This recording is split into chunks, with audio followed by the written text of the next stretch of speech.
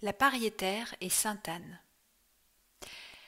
La Pariétaire se trouve partout en France, à la ville comme à la campagne, et son endroit de prédilection est le minéral.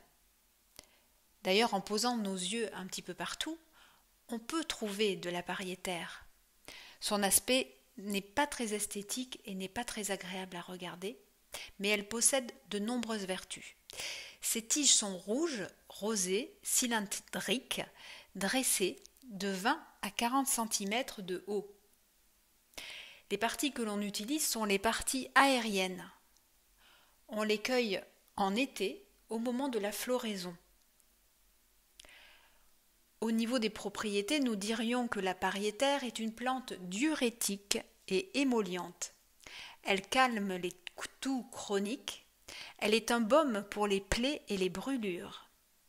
Elle possède également une action reconstituante sur les reins et elle est prescrite en cas de néphrite, de pyléite, inflammation des reins, calculs rénaux ou cystite.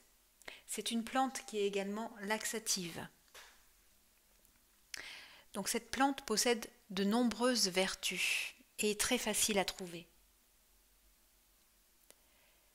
À présent, nous allons parler de Sainte-Anne. Sainte-Anne qui est reliée à cette plante. D'ailleurs, Pariétaire fait penser à parturiente.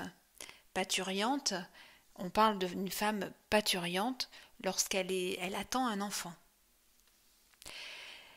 Et justement, l'histoire de Sainte-Anne est liée à l'attente d'un enfant. Sainte-Anne a été mariée à Joachim qui est de la lignée de David, et elle souffrait de stérilité, et ce pendant de nombreuses années.